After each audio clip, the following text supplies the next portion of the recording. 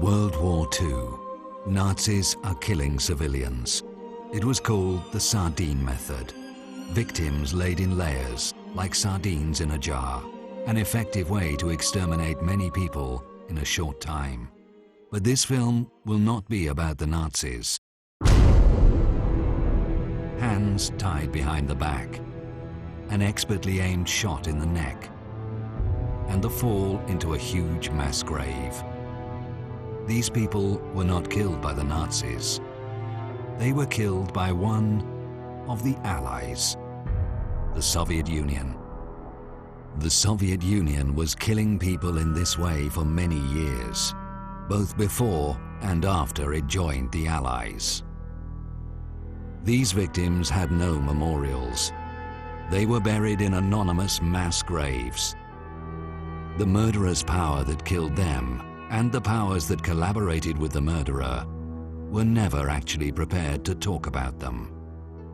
The memory of millions of innocent victims was erased from history.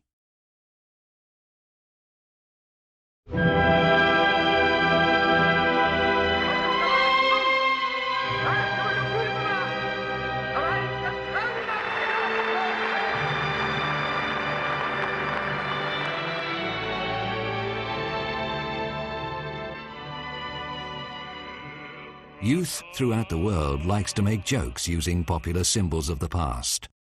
While the Nazi swastika is considered to be a bad joke, Soviet symbols are not.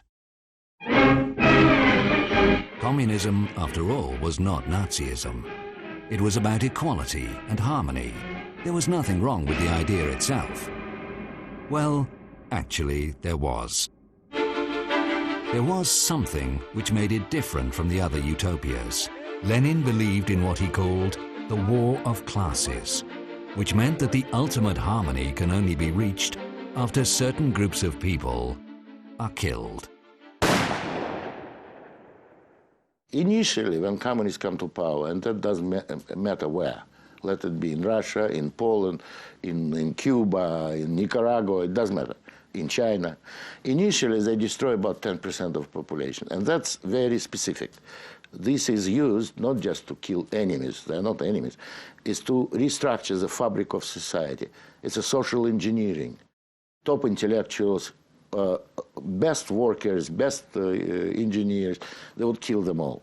And then they will try to restructure the new society. Hang at least 100 kulaks, execute the hostages, do it in such a way that people for hundreds of miles around will see and tremble. Lenin. In 1917, the communists seized power. Lenin now had a chance to apply Marxism to real life. Those who resisted were shot. There were terrible massacres against resisting peasants.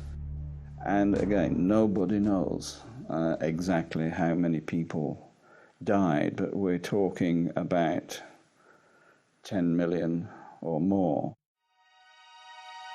But even the most ruthless terror could not break popular resistance, particularly in the ethnic republics, where communist terror was entwined with national oppression, as it was in Ukraine. On September the 11th, 1932, Stalin wrote to his associate Kaganovich, "The situation in Ukraine is very bad. If we don't take steps now, we may lose Ukraine." Several meetings of Stalin's inner circle resulted in a plan of action. It was an horrific plan. In that winter, 32 to 33, all food supplies in the Ukraine were taken away. A huge cordon was created so that nobody could leave. Initially, people didn't die. Leftover supplies of grain and vegetables kept them alive. But this was not part of Stalin's plan. So he ordered NKVD to confiscate all grain, all food from these areas. By doing that, he knew he's condemning them to death. картошку, свеклу, это самое, капусту, соленая капуста в бочке, с бочкою. Куда забираешь, садить же нужно. Нужно посадочку, никто не забрать, и все.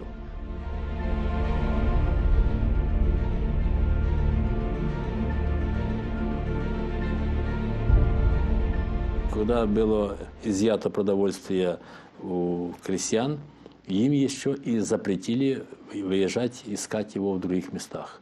Купить, обменять или заработать это продовольствие. And then the hunger began.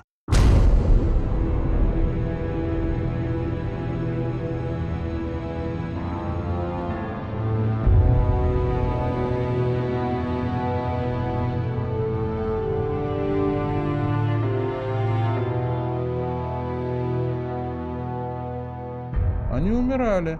Причем в города их тоже не пускали, старались не пускать. Там стояли заградительные отряды, которые саживали этих умирающих, голодающих с поездов. И некоторые умирали прямо вот на вокзалах или на подъездных путях. Там к Харькову, Киеву.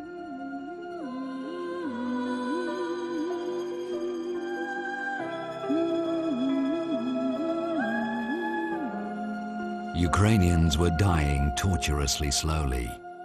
Children cried agonizingly for bread. Many lost their sense of fear. They went to the NKVD-guarded fields to collect single ears of grain. They were shot on the spot. But most of the victims died slowly, at home. Special NKVD units raided people's homes to collect the dead bodies. They received 200 grams of bread for every dead body they delivered. Она заходит. Ага, кто у вас здесь помер? Давай. И там до одной ночи женщина сама лежит, опухшая, понимаю. Так, говорит, давай ее сейчас заберем. Что она все равно помрет завтра, за ней еще ехать нужно будет. Сегодня она просит, что да я же еще живу, я жить хочу, я.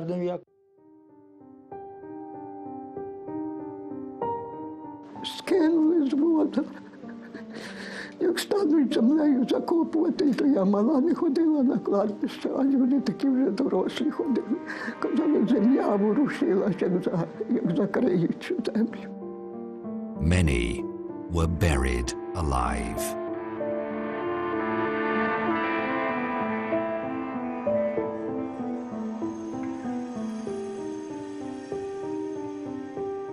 Это для меня место святое, потому что здесь лежат жертвы Голодомора, в том числе и мои близкие родственники, в частности, моя бабушка.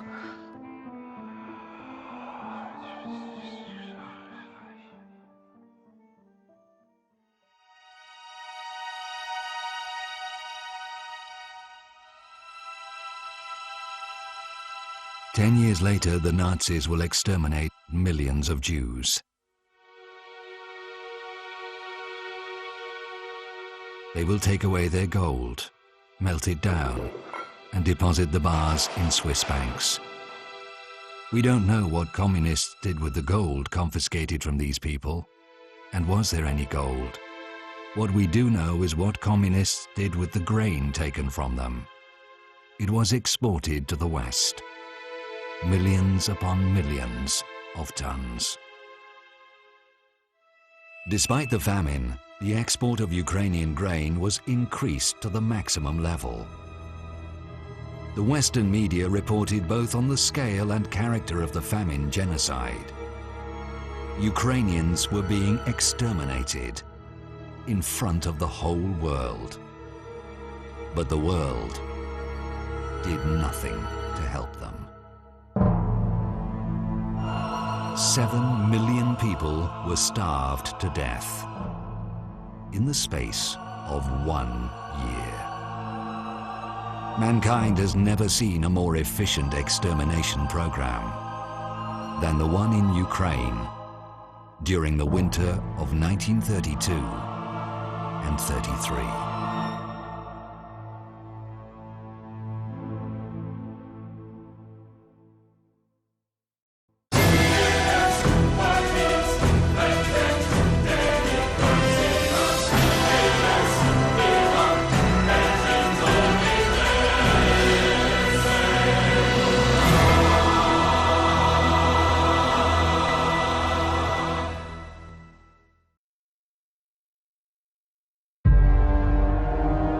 Soviet society was the first communist society on Earth. It was a huge social experiment. The agonizing death of 7 million Ukrainians had a wider meaning in the distorted vision of the communist architects. You have to make the revolution, then establish the dictatorship of proletariat, and then the birth of the new man can be possible. The birth of the new man was the ultimate aim of Marxism, breeding a new evolutionary form of human being who will think, look, and act differently. But communists were not alone in this endeavor. Wir müssen einen neuen Menschen erziehen und zu einer neuen Lebensform zu führen. Hitler's National Socialism was also about creating a new man. In both systems, you have an ideology which has the ambition of creating a new man. That means that both systems don't agree with human nature as it is. They are at war with nature, with human nature. This is the root of totalitarianism. You find it both in Nazi. In Nazi, it's an ideology based on false biology, and communism is based on false sociology. But both systems have an ambition of being scientific and resting on a scientific basis. The main scientist of Nazism, Alfred Rosenberg, confessed to the Nuremberg Tribunal that Hitler had misused the idea of National Socialism. Indeed, the idea, in the Nazi view, wasn't so bad after all. Healthy, beautiful, blonde, and happy people.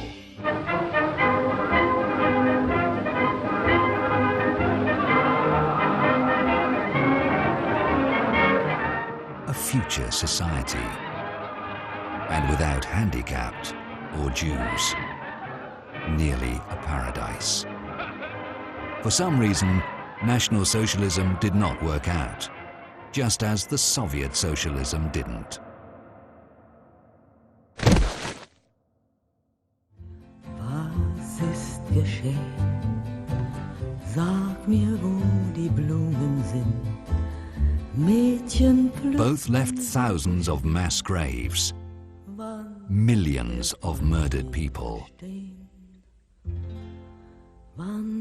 Was it coincidence?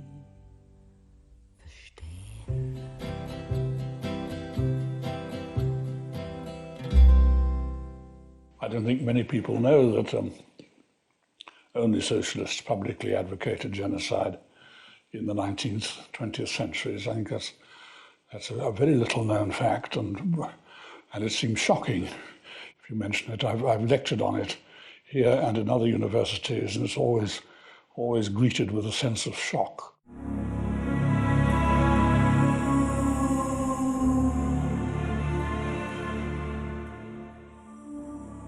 First appeared in January 1849 in Marx's journal Neue Rheinische Zeitung.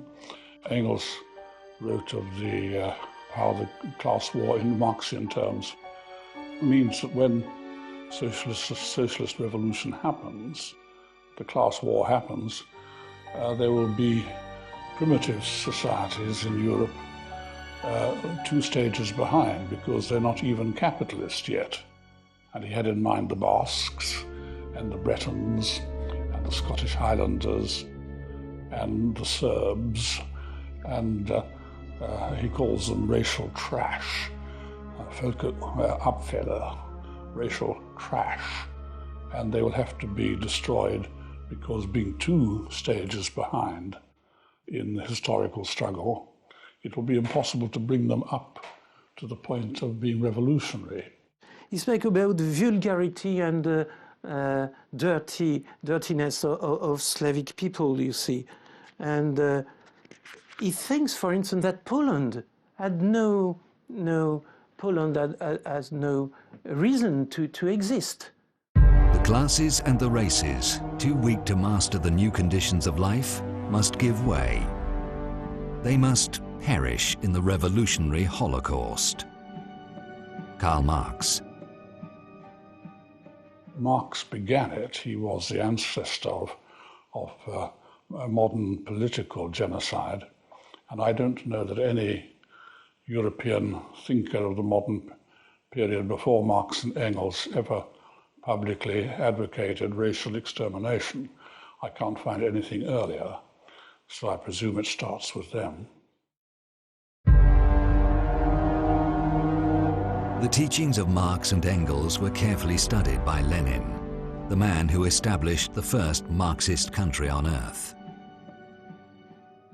1 year after Lenin's death in 1924, the New York Times published a small article, which at the time went almost unnoticed. It was about some newly established party in Germany. The National Socialist Labour Party, of which Adolf Hitler is patron and father, persists in believing that Lenin and Hitler can be compared. Who's speaking? A certain Dr. Goebbels. On the speaker's assertion that Lenin was the greatest man, second only to Hitler, and that the difference between communism and the Hitler faith was very slight, a faction war opened with whizzing beer glasses. Amazing. The future Nazi propaganda minister Goebbels was openly declaring that the difference between Lenin's communism and the Hitler faith was very slight. As we read, it didn't go down well with potential voters, so the Nazis changed their tactics.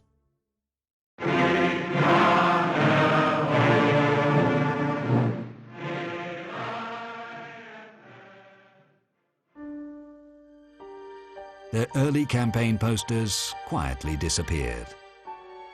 They never again publicly stressed their resemblance to communists.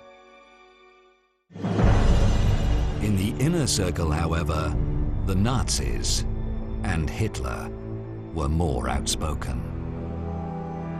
Hitler often said that he had learnt a great deal from Marxism, from reading Marx, I mean.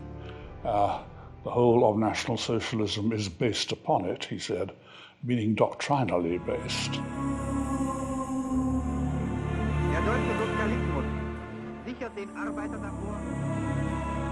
People keep forgetting that Nazi regime in Germany was also socialist. It was, they officially were called National Socialist Workers' Party.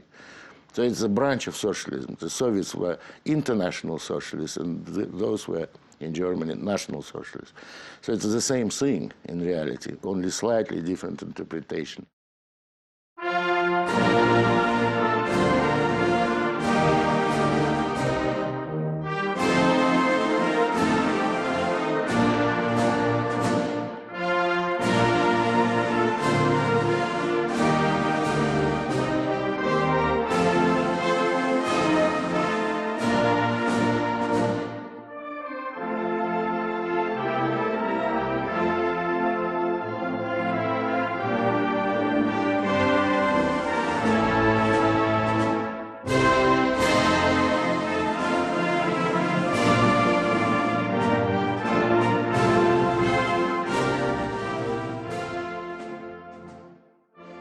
Part of the left went to Hitler. At least in France, part of the socialists went to become advocates of Hitler.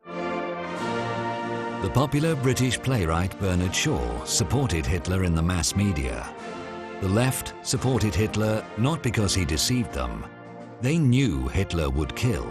He said he would. In fact, it was why they supported him. You must all know half a dozen people at least who are no use in this world, who are more trouble than they are worth. Just put him there and say, sir or madam, now will you be kind enough to justify your existence? If you can't justify your existence, if you're not pulling your weight in the social vote, if you're not producing as much as you consume, or perhaps a little more, then clearly, we cannot use the big organization of our society for the purpose of keeping you alive, because your life does not benefit us, and it can't be of very much use to yourself. Bernard Shaw believed in mass killing by category, not usually by racial category, but by category, you know, the idle, the unfit. Killing off the parasites within society was what Marxian socialism was about. It demanded in a London newspaper that the scientists should devise a humane gas. I appeal to the chemists to discover a humane gas that will kill instantly and painlessly. Deadly by all means, but humane, not cruel.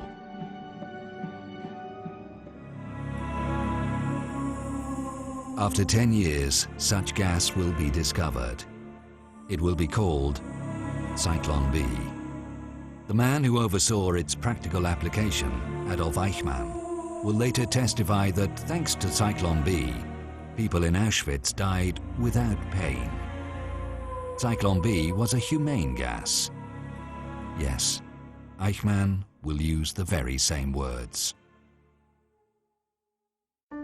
It must be said, though, that Bernard Shaw, as well as the left in general, fundamentally opposed Nazism, because Hitler had distorted Marxism beyond recognition. Gassing people based on their nationality was absolutely inexcusable. The selection should be based on class. Hitler got it all wrong. Absolutely different people needed to be killed. The only true Marxist country on earth was the Soviet Union. It exterminated strictly according to Marxist teaching, the class enemies. In general, the process was pretty similar to the extermination of the Jews. First, the victims were ridiculed and publicly humiliated. And then they were killed. Millions of them.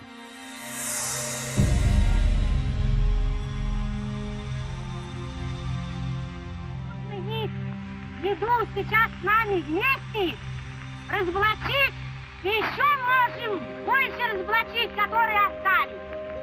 Никто не стесняйтесь, не бойтесь.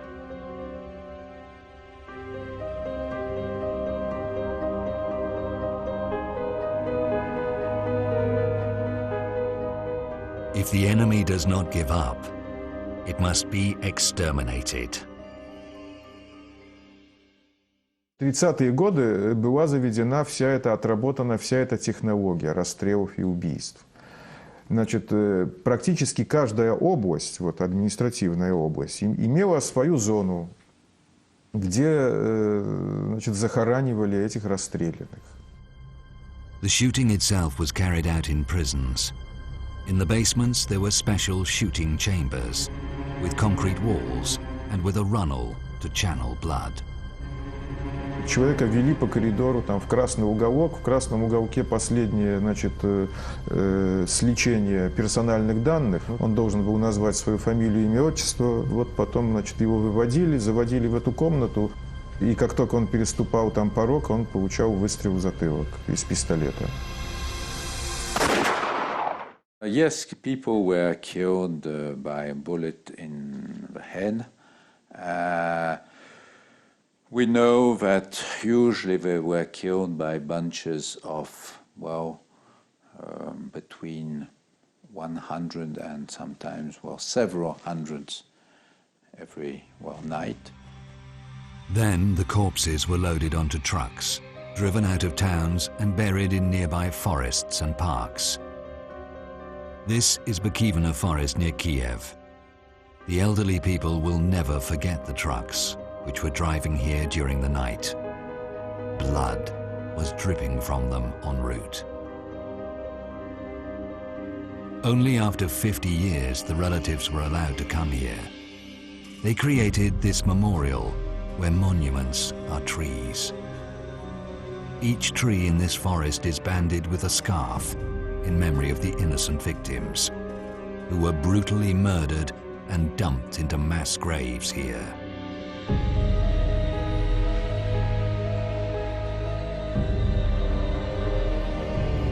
Bikivna, Butovo, Leningrad, Vinnytsia, Kharkov. Mass graves littered the whole country.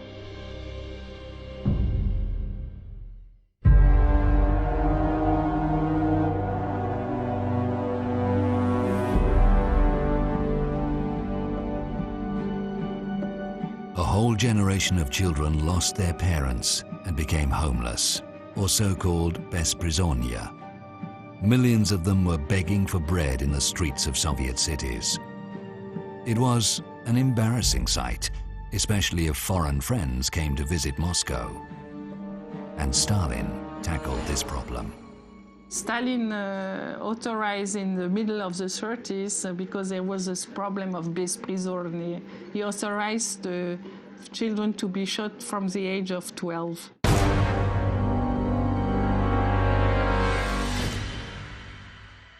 People were being shot day and night throughout the biggest country in the world.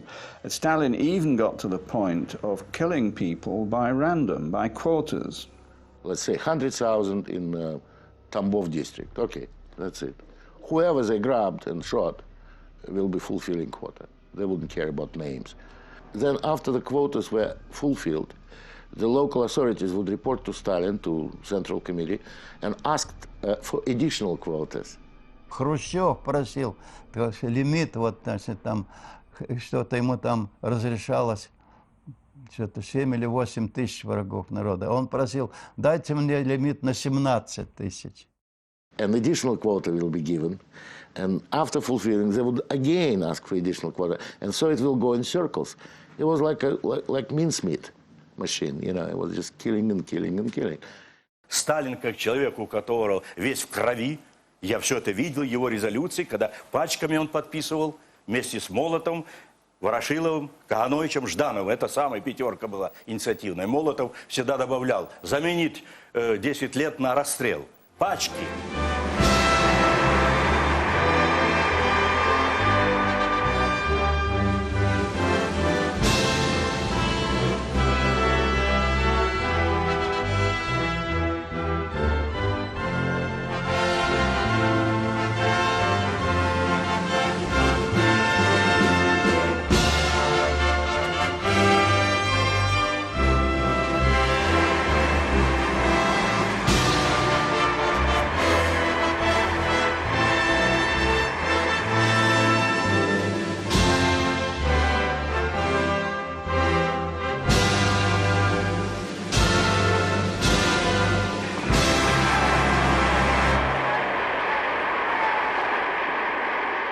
И в результате вот только за эти, с 1937 года по 1941, 11 миллионов человек.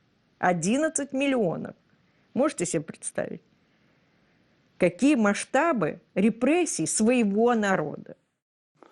And I don't think the world, certainly Europe, has never seen that sort of murderous killing, either in numbers or in nature. There was a man in Europe who was closely following the situation in Russia, Hitler. To kill millions of people in such a short time was truly remarkable. Holocaust was as yet only an idea in Hitler's head. Hitler, dig!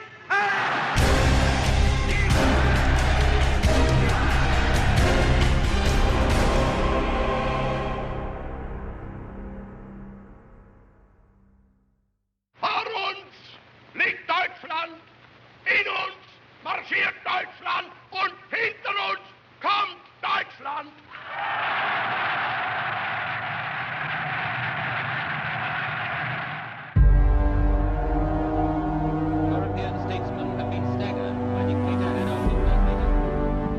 Hitler's distorted vision of the world began to take a real shape. He annexed Austria, occupied Czechoslovakia. It became clear to everyone, to avoid a global catastrophe, Hitler had to be stopped. But Stalin refused to join the anti-Hitlerian coalition. Their idea was to destroy old order in Europe. And that was Stalin's big idea. Let Hitler be a bad guy. He will go and destroy all the order in Europe. There will be no parliaments, no trade unions, no armies, no governments. And then Stalin will come as a liberator. Liberator. Millions of people will be sitting in concentration camps, hoping for someone to liberate them. And Stalin and the Red Army will come as a liberator. That was his plan. But Hitler had neither the resources nor the secure rear borders to wage a large-scale war. So, on August the 23rd, 1939, Hitler and Stalin sign a pact which provides Germany with a secure eastern border and huge supplies of strategic resources to be provided in later economic agreements. On August the 24th, the Nazi Foreign Minister Ribbentrop reports to Hitler on his visit to Moscow. Hitler rejoices. Now he has everything he needs to start the World War. September 1st, 1939, Hitler attacks Poland from the west. Poland is desperately resisting the Nazis. But then, on September the 17th, Poland is unexpectedly attacked from the east by the Soviet Union. Действия, которые совершило советское руководство, отдав приказ о вторжении на территорию Польши, согласно всем нормам международного права, не могут расцениваться никак иначе, как, так сказать, совершение агрессии. The Luftwaffe's bombers were attacking Polish cities, and the Soviet radio transmitter in Minsk guided them to their targets.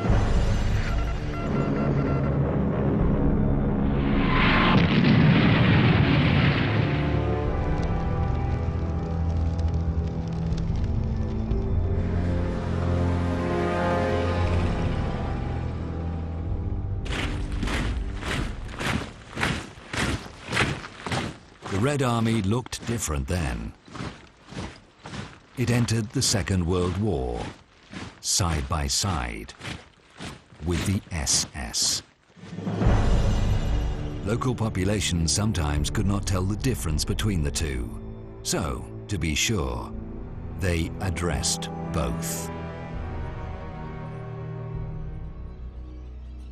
The German army met the Red Army in the middle of Poland, and then the two totalitarian monsters, Soviet and German, divided the country between them.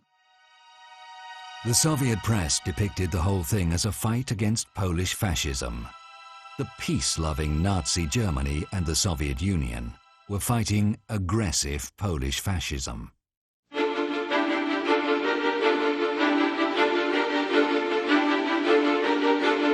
What the world did not know was that both dictators had agreed on more than Poland.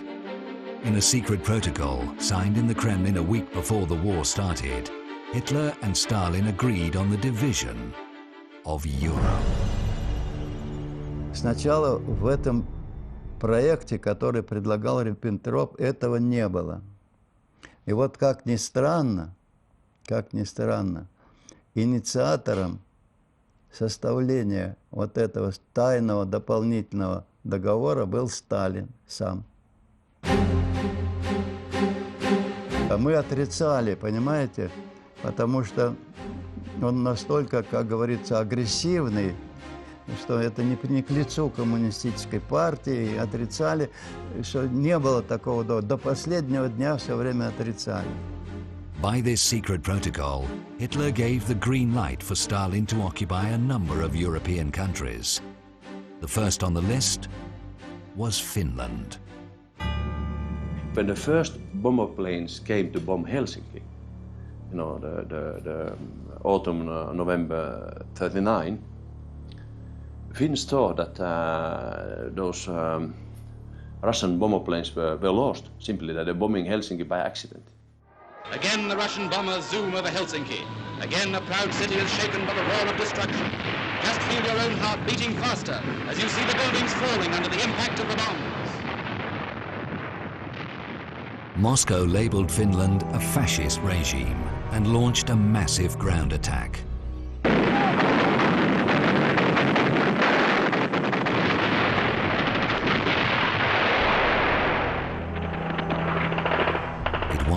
disaster. Russians lost 1/3 dead, frozen and wounded. Tiny Finland was miraculously holding back the world's largest army. But it was at an enormous cost.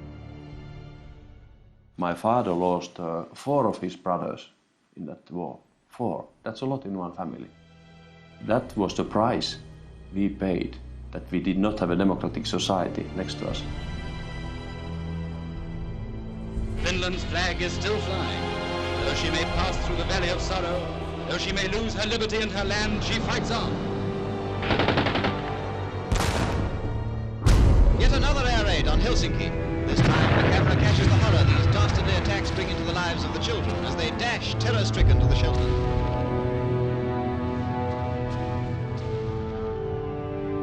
People cowering against a wall for safety from aerial death. This is the mark of warfare against women and children. As the Russians retreat from the Arctic villages, even if they can't win, they can still burn and destroy. For its brutal aggression against Finland, the USSR was expelled from the League of Nations.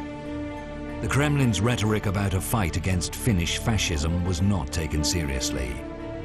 Only 3 countries had previously been labeled as aggressors by the League: militaristic Japan, fascist Italy, and Nazi Germany. Now they were joined by the Soviet Union. In Europe, the Soviet Union had only one ally left: Hitler.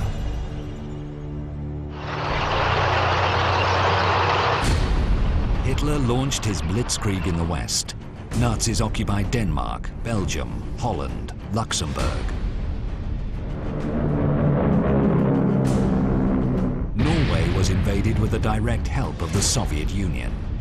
Stalin provided the Nazis with a Soviet naval base near Murmansk, from which Hitler launched his attack on Norway.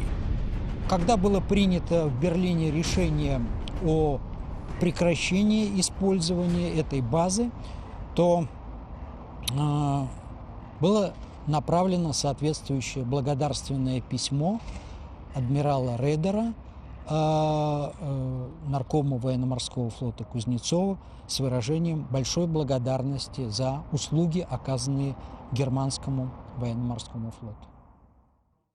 Stalin wrote to the Nazi foreign minister Ribbentrop, "The friendship between Germany and the Soviet Union was sealed by blood." Apparently, he meant the blood of the Soviet and Nazi victims. And friendship it was.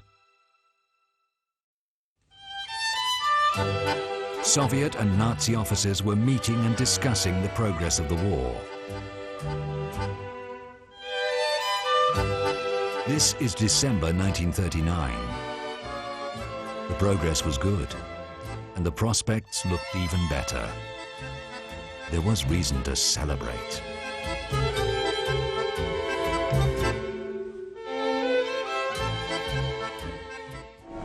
Nach den ersten russischen Getreidelieferungen trifft an den Übergang. The Soviet Union became the main supplier of resources for the Nazi war machine. Thousands of tons of oil, iron ore, construction materials. Even trainloads of Soviet grain were sent to the German army.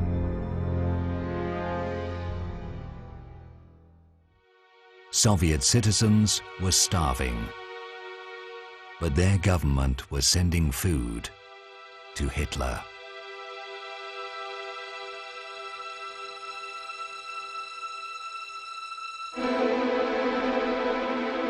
The Soviet Union went even further. It persuaded the communist parties of Europe to sabotage the resistance movement and to support the Nazis. Comforting to see Parisian workers talking to German soldiers as friends in the street or at the corner cafe. Well done, comrades, and keep it up. Even if it displeases the middle classes, the brotherhood of man will not remain forever a hope. It will become a living reality. That is the French Communist Party in July 1940.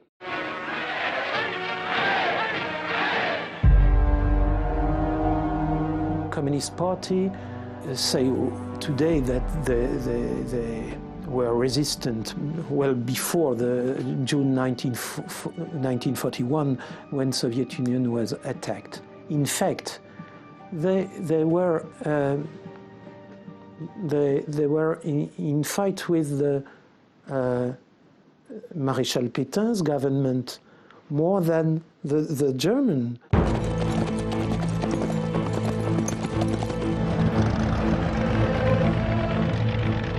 In June 1940, Hitler crushed France. Stalin, meanwhile, occupied Lithuania, Latvia, and Estonia. The only country in Europe still resisting Hitler was Great Britain. If Great Britain goes down, the Axis powers will control the continents of Europe and Asia and Africa and Australasia and the high seas. And they will be in a position to bring enormous military and naval resources against this hemisphere. The US President Roosevelt regarded the Soviet Union as an Axis power. It was evident to everyone Stalin was in the fascist camp.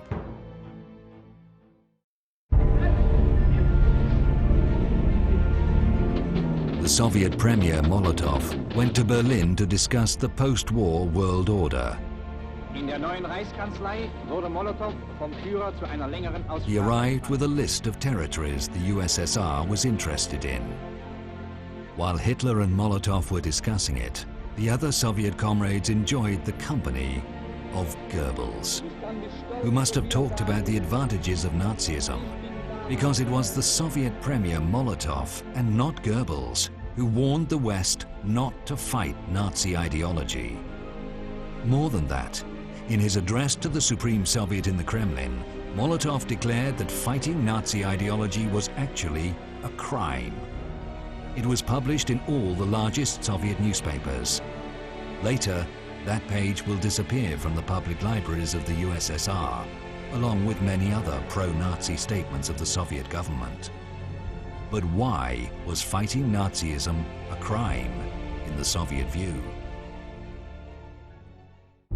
Because mass killings and concentration camps were based on that ideology. Work makes you free. The Nazi camps. Work is an honor. The Soviet camps. If someone wanted to fight the ideology behind it, he would end up fighting the Soviet regime too. Molotov knew it. After all, he was the one who personally monitored the extermination of 7 million Ukrainians. Himmler monitored extermination of Jews. Both men agreed that for the common good, certain groups simply needed to be killed.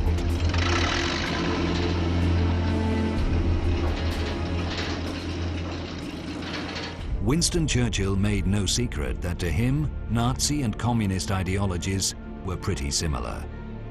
In his view, Nazism was a form of communist despotism.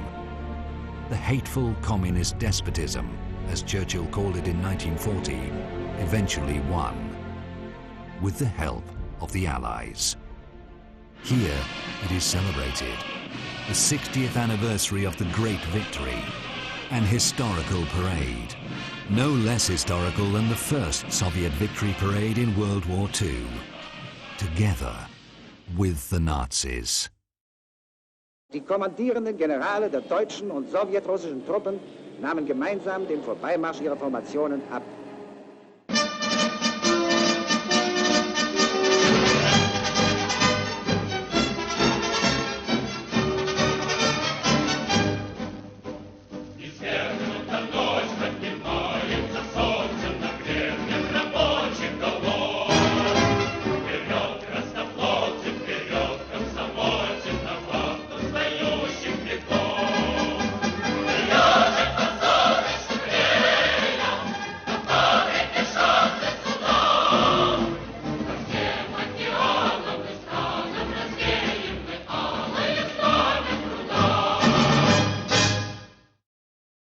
The Soviets never emphasized that they were parading under the Nazi flag. Officially, Moscow portrayed itself as an epic anti-fascist fighter. Many people believed it. Many Jews fled to the USSR to be protected from Hitler. And then Stalin did something unimaginable. He rounded them up and delivered them back to the Gestapo as a gesture of friendship.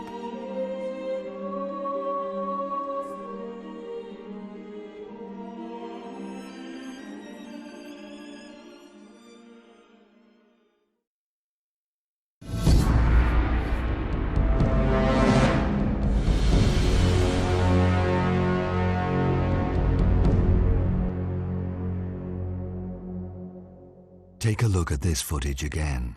The Soviet officer greeting his SS colleagues with a Nazi salute. The Nazi SS and the Soviet NKVD, the Stalin security police, cooperated very closely. Archive documents reveal the enormous scale of this cooperation. Lists and lists of German communists and Jews which Soviets were delivering to the Nazis. December 1937, April 1938, May 1938, November 1938. Most of these people perished in Nazi concentration camps. But the SS-NKVD partnership was not limited to the extradition of common enemies. NKVD was training Gestapo. The Soviet machinery of terror had been operating for 20 years before the Nazis even started. Делегация германских гестапо, СС приезжает в Советский Союз учиться, как строить концлагеря. Посещали концлагеря, как это нужно, как огораживать, как ставить. The Soviet officers, in turn, went to Nazi-occupied Krakow to meet with their SS colleagues. The Jewish question was high on the meeting's agenda. Soviet officials coordinated the deportation of Jews personally with the SS Brigadeführer Otto Wächter, one of the masterminds of the Holocaust. He moved the Jews to the Krakow ghetto and later arranged their extermination in gas chambers. The fact that the Soviets collaborated with the SS is not denied by Russia anymore. What is still denied is that this collaboration was based on a written agreement. На немецком языке, да? Открой, пожалуйста. Вот подпись Берии. Это на немецком языке, да? Волмахт, что-то. Совершенно секрет. Перевод с немецкого языка. Рейхсфюрер СС, начальник Главного управления безопасности, Берлин, 3 ноября 1938 года. На основании этой доверенности мой представитель штандартенфюрер СС Генрих Мюллер имеет поручение подписать в Москве с руководством органов безопасности Советского Союза соглашение о совместной деятельности между НКВД и Генеральным управлением безопасности Германии, на которое мы возлагаем большие надежды, подчеркнуто 2 раза рукой Берии, связанные с укреплением мира и безопасности между нашими странами. Группенфюрер СС Гейдрих, подпись. Мамулов. Мамулов, да? Мамулов это да. самое. Здесь приобщите к основному документу Лаврентий Берия. Подпись личная. This document was smuggled out of the presidential archive in Moscow by one of its workers. It was shown on Russian television. Later, this footage disappeared from the TV archive. Ты хотел почитать, что внутри? Я сейчас. Нам показать. Ну вот давай обсуждать, потому что эта страна должна знать, потому что это геноцид. То есть 20 миллионов жизней отдали за то... Unlike the official Kremlin, the former Soviet officials who had access to the Central Committee, now Presidential Archive, affirm the existence of such an agreement. Vladimir Karpov, former military intelligence colonel, 2 times hero of the Soviet Union, member of the Central Committee, the top Soviet Leadership Council. Convoys bringing in the entire Politburo and party bosses from every corner of the country. This man, Vladimir Karpov, said that so many problems had now mounted up that the way things were run had to be changed. We spoke with Mr. Karpov in his Moscow apartment in Kutuzovsky Prospect 26, the house of the former KGB chief Andropov. and the Soviet leader, Leonid Brezhnev. Был заключен тайный договор между КГБ и НКВД, тогда называлось НКВД, и Гестапо о сотрудничестве. Тоже меня, значит, обвинили, что это чепуха, и такого не могло быть. Мы интернационалисты, мы не могли, значит, заключить такой договор. Вот это совершенно противоречие между тем, что сталинский режим – преступный режим, а во внешнеполитической области вроде и не преступный. Понимаете, тут, если он преступный режим, он во всех областях действует преступно, в том числе и во внешнеполитической. И это надо признать раз и навсегда. But Moscow does not accept it. It does not accept the criminal nature of the Soviet regime. Any documents revealing it are usually declared fake, like the secret protocol dividing Europe. Interestingly, in this case, the Kremlin's denial is supported by one Western historian, David Irving, more famous for his denial of the Holocaust. But why would he deny the authenticity of this agreement? We can only guess. A quote from the document. Органы НКВД возлагают на себя обязательство предложить советскому правительству программу по отстранению лиц еврейской национальности от органов власти, о запрещении использовать евреев и лиц, происшедших от браков с евреями в области культуры и образования. Вот подписи. Начальник Главного управления государственной безопасности Народного комиссариата Берия и представитель начальника Главного управления безопасности Германии штандартенфюрер СС Мюллер. Вот его подписи, вот печать. Sounds quite shocking. But what is more shocking is that in today's Russia, these actions of Stalin are still being justified at the highest level. The former defense minister of Russia, Igor Rodionov.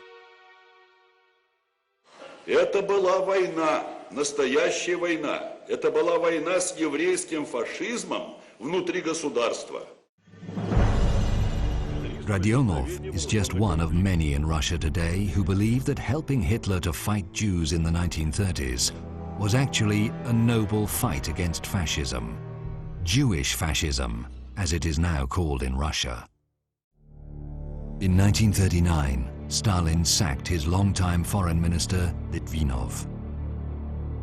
Дело в том, что Литвинов действительно был по причине своей еврейской национальности, крайне неподходящим для подписания любого пакта с Германией.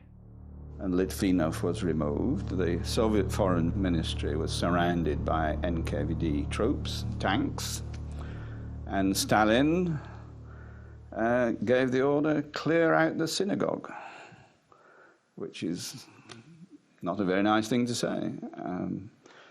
You would expect this from Hitler, but Stalin equally was capable of such prejudice.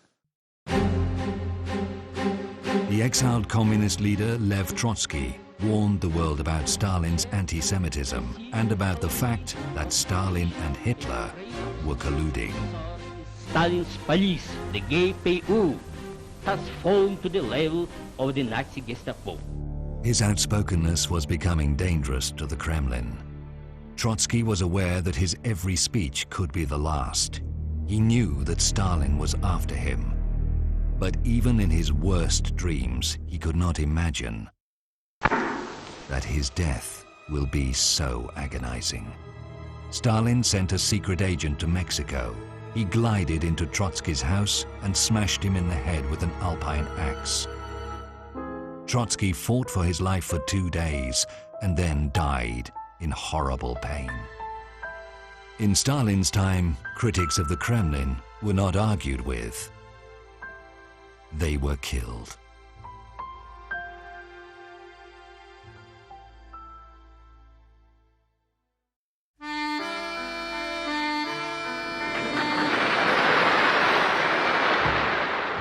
The Soviet Union, like Nazi Germany, did not just commit criminal acts, it was a criminal enterprise in its very essence.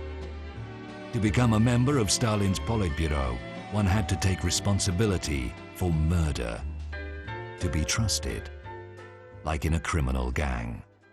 Stalin rarely signed execution orders alone. The other Politburo members also had to put their signatures on the death lists. Even those who later condemned Stalin were responsible for mass murder themselves.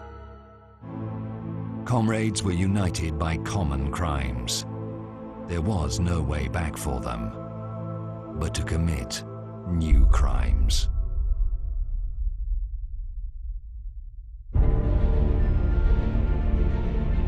In March 1940, in a forest near Katyn village, 8 huge pits were dug.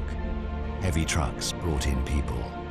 They were Polish army reservists, doctors, engineers, teachers. They were ordered to get out.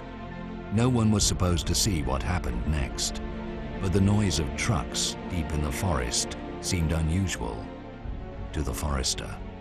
He was locked in for 25 years, incommunicado, under a false name. They could have killed him. For some reason they didn't. I don't know why. So they just kept him in jail, and that's very well known, documented fact. What did he see?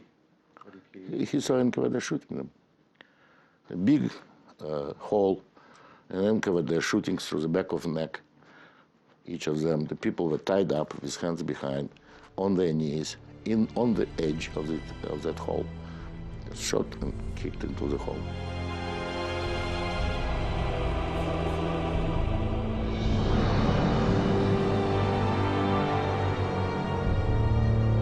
Политбюро ЦК ВКПБ приняло решение всех этих военнопленных из этих 3 специальных лагерей расстрелять.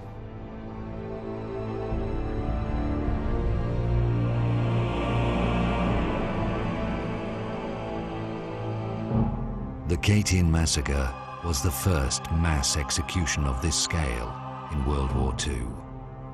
Nazis will follow suit only later. Mass murder in Katyn unleashed the industrial killing, which will soon turn World War II into the most bloody carnage in human history.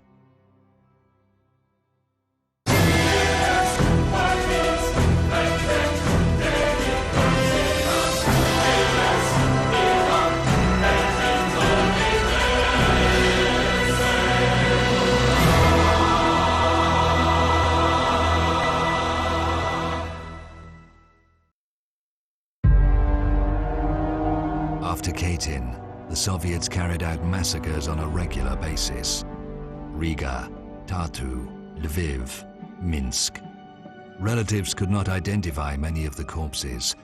Horrific torture had made them unrecognizable. The Soviet Union, meanwhile, had become an allied power. The Soviet officers who pulled out fingernails, cut tongues, and perforated the skulls of their victims with nails were paid with Western aid. The British War Crimes Act gives them immunity from persecution in Britain, because war crimes, by definition, were committed only by the Germans. You ask, what is our aim? I can answer in one word: victory. Victory at all costs.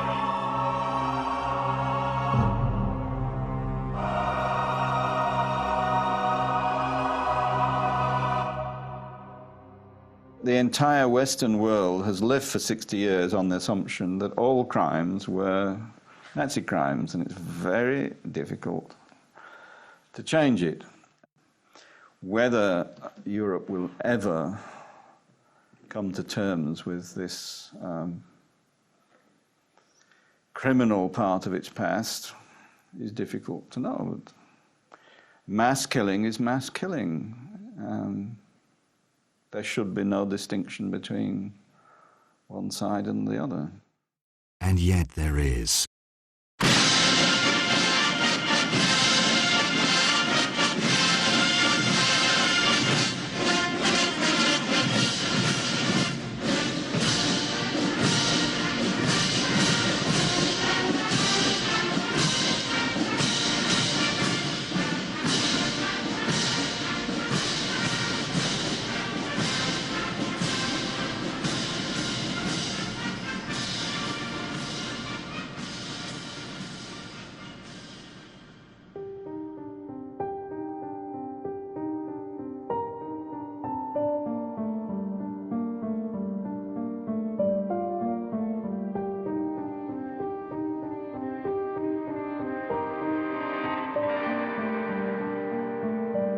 The Soviet officers who shot more than 20,000 unarmed people were decorated. Майор Супруненко, который расстреливал в Катыни, получил тогда низший орден, который был, это знак почета, трудовой орден. Ну, там же работа же. А Серов, который потом был председателем КГБ, он за расстрел польских офицеров получил орден Ленина. Это была высшая государственная награда.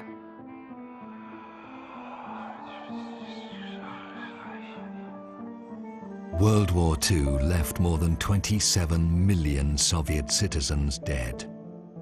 The Communist Party always tried to decrease that number. Why? Because only a fraction of them were killed by the Germans. You have to remember that when the Red Army marched, behind the Red Army was a second army, the NKVD army, which had its own tanks, its own machine guns and so on, firing forward so that nobody could move back. Когда пришли наши, то специальные части снимали жетоны с наших солдат. Viktor Baturin, chairman of the Russian Military History Association, tells the shocking story of how, after major battles, special Soviet units raided battlefields and tore the dog tags off the dead Soviet soldiers to make them unidentifiable. No other country in the world has treated its war dead in this way. Due to the appalling policies of the Soviet authorities, more than 1 million Soviet citizens joined the Nazi side. Клянусь быть верным и беспрекословно повиноваться вождю и главнокомандующему всех освободительных армий Адольфу Гитлеру. They were turned against their own people. Those who refused were ruthlessly dealt with by the Nazi collaborators. А если среди нас найдутся шкурники или провокаторы, то мы сами беспощадно расправимся с ними. The Great Patriotic War was drawing to the close. Stalin was at the height of his glory. He knew quite well that nobody would ever judge the vanquisher of Hitler. So, at the end of the war, he carried out some of his most horrible crimes.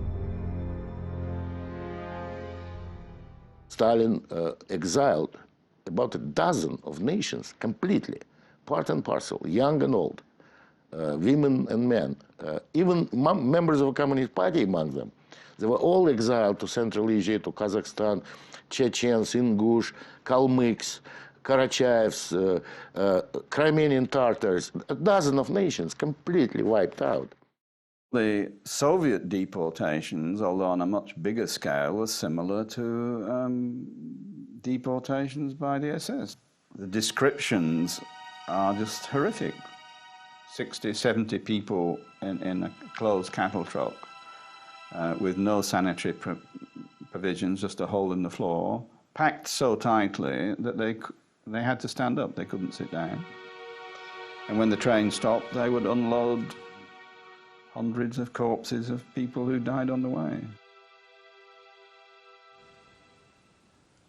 Un tā vilkām vēl divas krievietes ar ragutījām vilkām skatiem.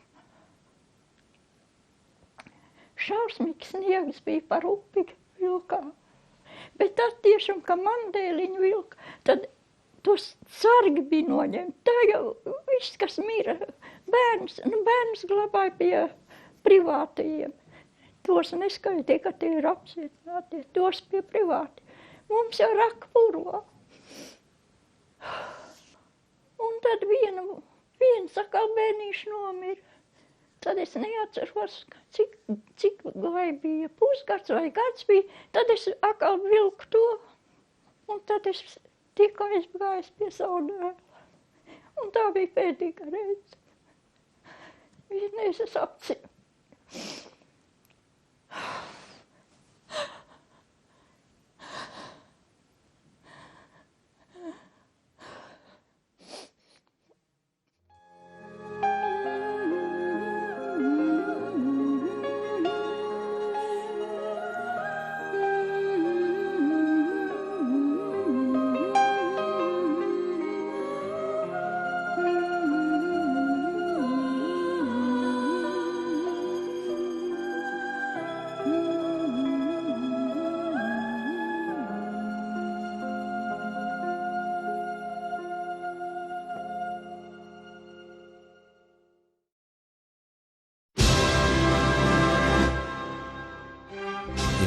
1945, the Allies defeated Hitler. This horrible film footage was shown in the West, a Nazi concentration camp after liberation. But only a few understood what they were actually seeing. The site was being cleared for new inmates. The Soviets did not destroy the Nazi camps. They continued to use them after the war. The agreement which Stalin made with the West affected the whole of Europe for the next 50 years. So although you can say the crimes are of the same order, the political outcome at the end of the Second World War quite clearly was very different for those two dictatorships. And it was also very different for the people of Western and Eastern Europe. The Soviet Union transferred a lot of ethnic Russians into the occupied Baltic countries. It was a clear violation of Geneva Convention, which forbids the transfer of civilians into the occupied countries. For example, in 1945, it was a case of my grandparents' family, which were forced by Soviet officers at the gunpoint out of their apartments. Afterwards, the Soviet officers settled there with their families.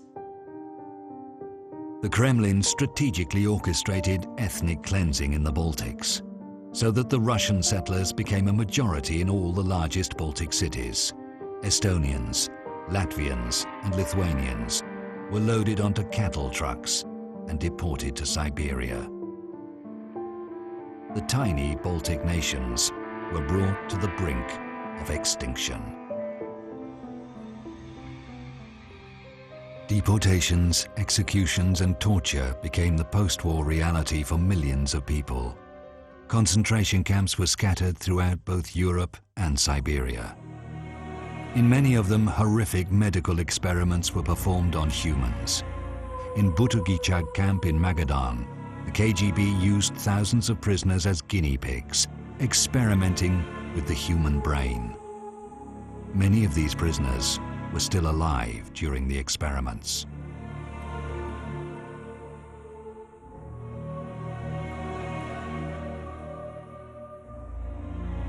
All of this happened after Nazism was defeated and memorials made to its victims. The victims of the Soviet death camps were buried in numbered graves. There is no memorial here, just a pile of the shoes of murdered victims, children's shoes among them.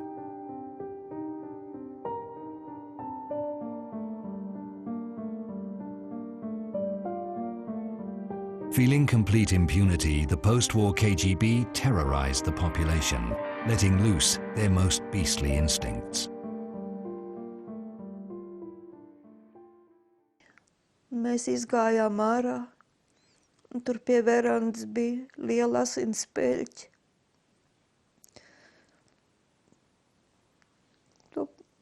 Tās asins savācām stikla burkā, jo tā bija mūsu tēva dzīvība.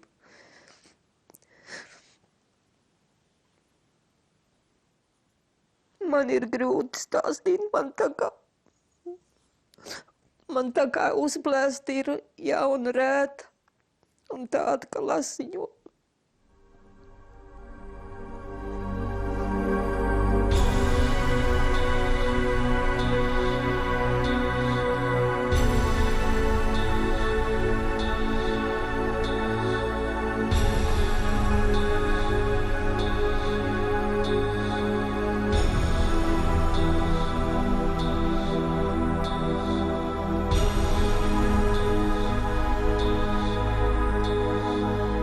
This was drawn by a KGB prison guard who had served for 33 years in the Soviet interior system. He was depicting his routine, everyday life.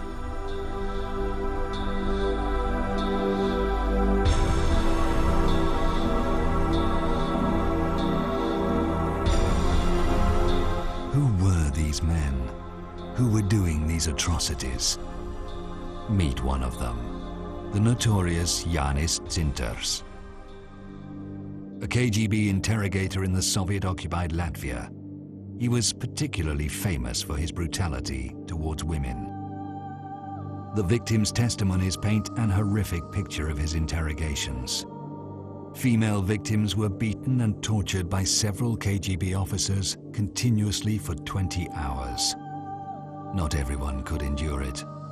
The wife of Ernest Waltman, Veronika, was beaten and tortured by Dzintars and his drunk colleagues for 4 days. She finally committed suicide by hanging herself in the prison cell.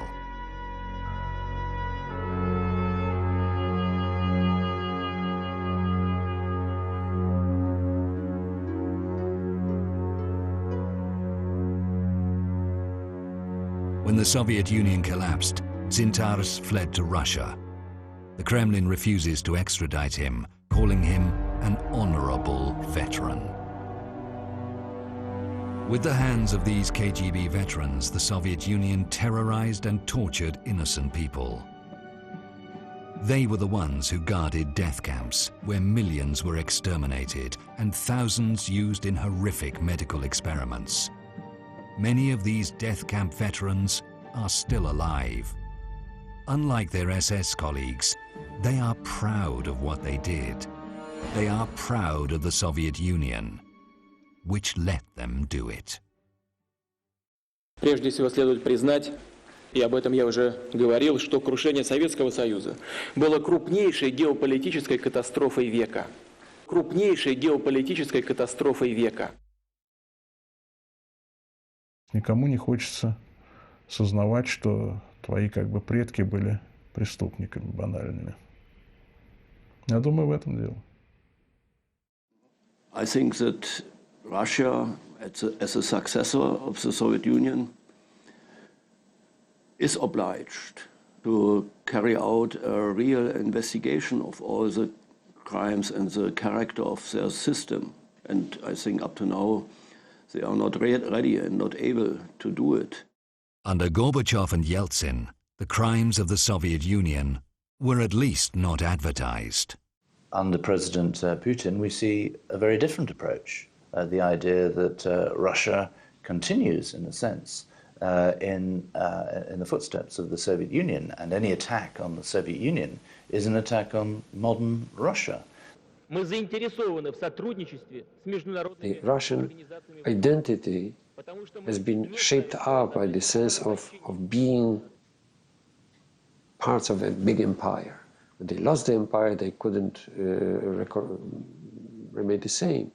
Вот эта ущербность, национальное унижение, то, что в Германии было после Первой мировой войны, а у нас после распада, это огромная питательная почва для вот этих вот новых нацистов, понимаете? Это как раз то, что было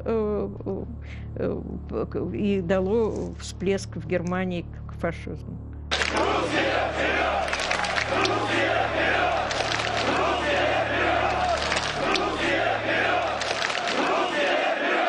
Со времен прихода Путина к власти, практически с конца 90-х годов, с началом Второй Чеченской войны, идет массовая ксенофобская пропаганда сверху.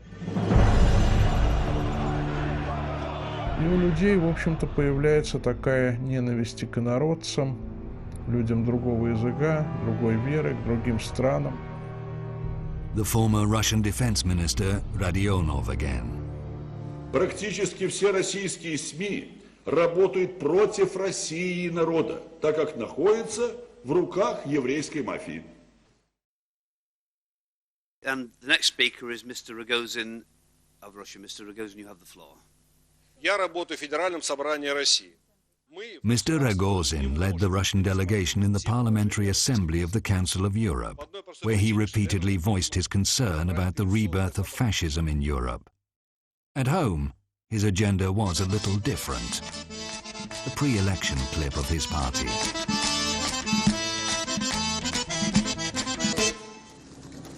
Понаехали тут.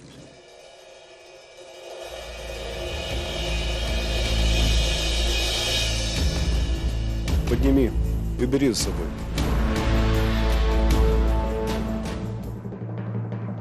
Ты русский язык, понимаешь? Let's rid Moscow of trash. Депутат Куринович, пожалуйста, вам слово. Я депутат Государственной Думы, фракции ЛДПР Куринович Николай Владимирович, член комитета по безопасности. Хотел бы в своем лице приветствовать всех национал-патриотов в России. Слава России!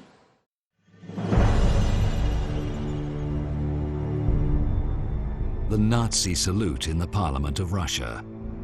If you think it can't go any further, you would be wrong. Нас арестовали русские национальные социалисты.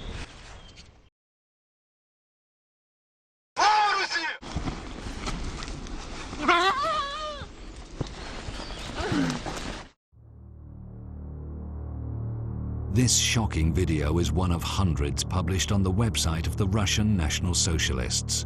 When it made it to the front pages of the world media, the Russian authorities finally closed the Nazi site, declaring it American provocation. The whole thing was turned into farce, questioning the genuineness of the video.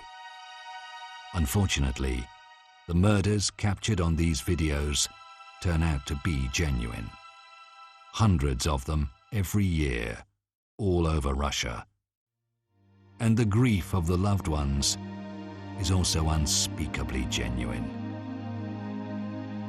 Turning human tragedy into a farce has become a norm in Russia.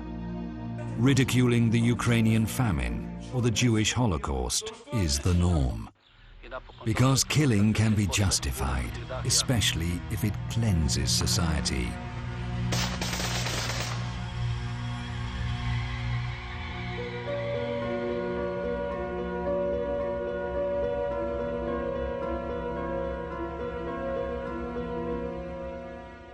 The killers become heroes.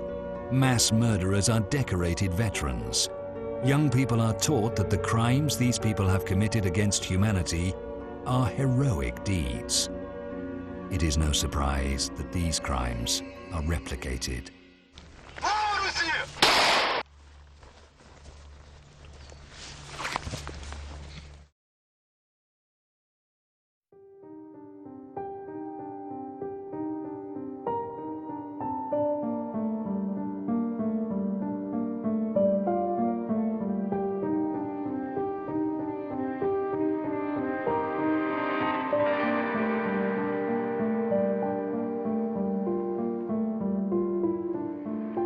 Europe now has the opportunity to condemn these crimes and to demand the extradition of those who committed them. Yet Europe hesitates. Why? One knows what Europe, how we depend on Russian gas, petrol. So I think it's a political not well. We know exactly why Europe cannot oppose Russia on so many issues. Unfortunately, Europe continues ignore Soviet crimes, mass murders, while millions of the victims are neglected by Europe. There is an equal right for all the victims to see those who committed crimes, to see them tried and sentenced. But this is not how the world works. And for example, in the case of Katyn, it's now known very well the names and addresses of many of the Soviet officers who perpetrated those crimes, who shot people in cold blood. Yet if there was ever an investigation, those murderers should come to Great Britain because they'll be safe, because in this country it's not regarded as a war crime.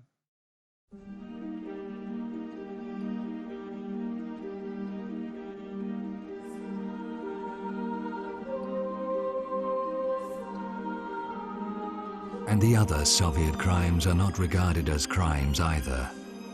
Their victims are quietly passing away, receiving no comfort, no justice. In the European Union, that is reserved for other victims. Looking at this grey monument in the very centre of Europe, one can't help thinking that it stands here because, deep in their hearts, many Europeans still believe in what these two men so persistently maintained. That when inferior nations are being killed, it cannot be seen as a crime, because it makes way for the more advanced nations to build a better life. While this idea is alive, and while the spectre of these two men is haunting Europe, it will be very hard for its various nations to be truly united.